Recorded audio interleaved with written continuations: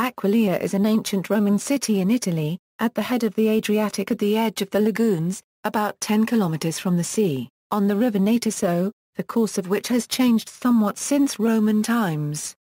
Today, the city is small, but it was large and prominent in antiquity as one of the world's largest cities with a population of 100,000 in the 2nd century AD and is one of the main archaeological sites of northern Italy. History Roman era Aquileia was founded as a colony by the Romans in 180–181 BC along the Natiso River, on land south of the Julian Alps but about 13 kilometers north of the lagoons. Presumably named from the probably Celtic word Aquileia, the colony served as a strategic frontier fortress at the northeast corner of Transpodane Italy and was intended to protect the Veneti, faithful allies of Rome during the invasion of Hannibal and the Illyrian Wars. The colony would serve as a citadel to check the advance into Cisalpine Gaul of other warlike peoples, such as the hostile Carni to the northeast in what is now Carnia and History tribes to the southeast in what is now Istria.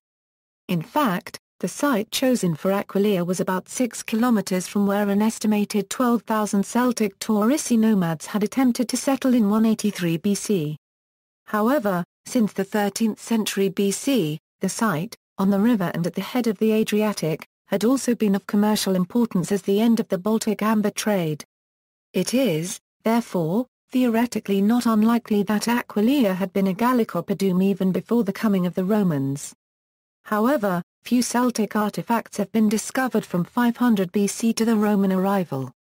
The colony was established with Latin rites by the triumvirate of Publius Cornelius Scipio Nasica, Caius Flaminius, and Lucius Manlius Acidinus, two of whom were of consular and one of praetorian rank. Each of the men had first-hand knowledge of Cisalpine Gaul. Nasica had conquered the Wa in 191.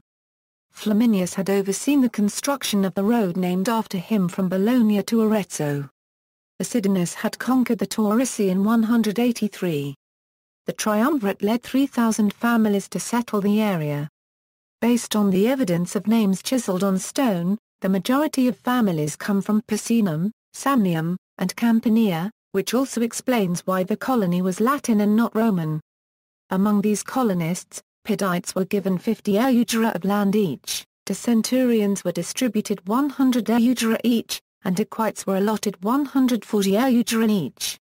Either at the founding or not long afterward, these families were supplemented by colonists of the nearby Veneti.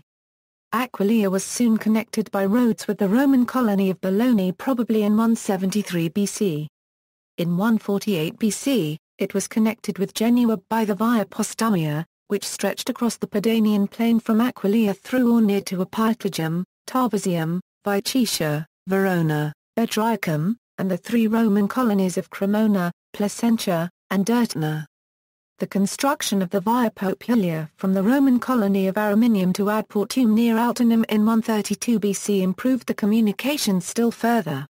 In the 1st century AD, the Via Gemina would link Aquileia with Emona to the east of the Julian Alps.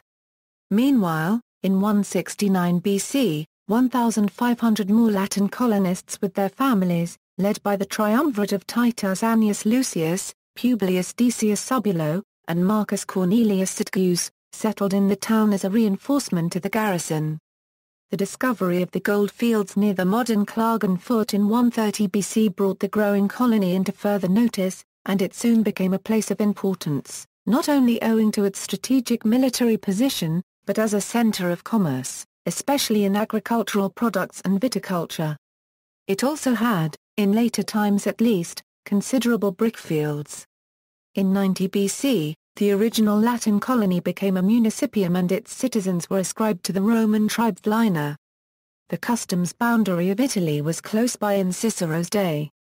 Caesar visited the city on a number of occasions and pitched winter camp nearby in 59–58 BC. Although Aquileia was plundered by the Iapydes under Augustus, a period of peace followed. Increased settlement and no lack of profitable work meant the city was able to develop its resources. Jewish artisans established a flourishing trade in glass work. Metal from Noricum was forged and exported. The ancient Venetic trade in amber from the Baltic continued. Wine, especially its famous puccinum, was exported. Oil was imported from proconsular Africa. By sea, the port of Aquileia, modern Grado, Friuli Venezia Giulia, was developed. On land, Aquileia was the starting point of several important roads leading outside Italy to the northeastern portion of the empire. The road by Iulium Carnicum to Veldadena, from which branched off the road into Noricum, leading by Varanum to Larium on the Danube, the road leading via Emona into Pannonia and to Sirmium, the road to Tars Attica and Siccia, and the road to Tergist and the Istrian coast. Augustus was the first of a number of emperors to visit Aquileia, notably during the Pannonian Wars in 1210 BC. It was the birthplace of Tiberius' son by Julia, in the latter year. The Roman poet Martial praised Aquileia as his hoped-for haven and resting place in his old age. In terms of religion, the Roman pantheon was adopted, although the Celtic sun god, Belunus, had a large following. Jews practiced their ancestral religion, and it was perhaps some of these Jews who became the first Christians. Meanwhile, soldiers brought the martial cult of Mithras. In the war against the Marcomanni in 167, the town was hard-pressed. Its fortifications had fallen into disrepair during the Long Peace. Nevertheless, when in 168 Marcus Aurelius made Aquileia the principal fortress of the empire against the barbarians of the north and east, it rose to the pinnacle of its greatness and soon had a population of 100,000. Septimus Severus visited in 193. In 238, when the town took the side of the Senate against the Emperor Maximinus Thrax, the fortifications were hastily restored, and proved of sufficient strength to resist for several months, until Maximinus himself was assassinated. An imperial palace was constructed in Aquileia, in which the emperors after the time of Diocletian frequently resided. During the 4th century, Aquileia maintained its importance. Constantine sojourned there on numerous occasions. It became a naval station and the seat of the Corrector Venetiae Magistrii. A mint was established, of which the coins were very numerous, and the Catholic bishop obtained the rank of Metropolitan Archbishop. The council held in the city in 381 was only the first of a series of councils of Aquileia that have been convened over the centuries. However, the city played a part in the struggles between the rulers of the 4th century. In 340, Emperor Constantine II was killed under its walls while attempting to take the city from his younger brother Constans. Middle Ages equals. At the end of the 4th century, Ausonius enumerated Aquileia as the 9th among the great cities of the world, placing Rome, Mediolanum, Constantinople, Carthage, Antioch, Alexandria, Trier, and Capua before it. However, such prominence made it a target and it was besieged by Alaric and the Visigoths in 401, during which time some of its residents fled to the nearby lagoons. It was again attacked in 408 by Alaric. Attila attacked the city in 452. During this invasion, the city was so utterly destroyed by Attila and his Huns that it was afterwards hard to recognize its original site. The fall of Aquileia was the first of Attila's incursions into Roman territory, followed by cities like Mediolanum and Ticinum. The Roman inhabitants, together with those of smaller towns in the neighborhood, fled en masse to the lagoons, and so laid the foundations of the cities of Venice and nearby Grado. Yet Aquileia would rise again, though much diminished, and continue to exist until the Lombard invasion of 568. It was once more destroyed by the Lombards. Meanwhile, the Patriarch fled to the island town of Grado, which was under the protection of the Byzantines. When the Patriarch residing in Grado was reconciled with Rome in 606, those continuing in the schism of the three chapters, rejecting the Second Council of Constantinople, elected a Patriarch at Aquileia. Thus, the diocese was essentially divided into two parts, with the mainland Patriarchate of Aquileia under the protection of the Lombards, and the insular Patriarchate of Aquileia seated in Grado being protected by the Exarchate of Ravenna and later the Doges of Venice, with the collusion of the Lombards. The line of the Patriarchs elected in Aquileia would continue in schism until 699.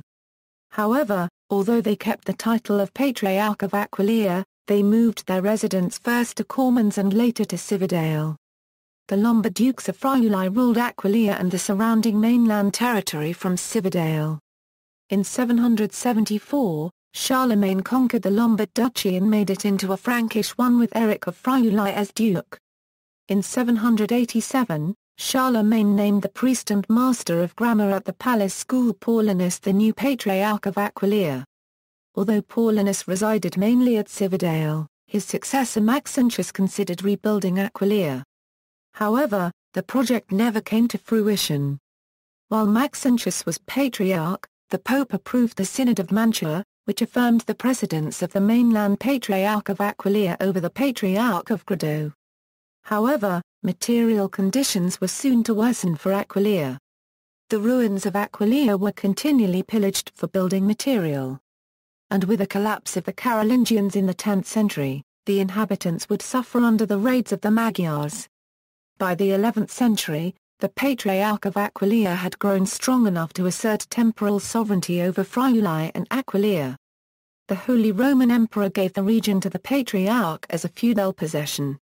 However, the Patriarch's temporal authority was constantly disputed and assailed by the territorial nobility.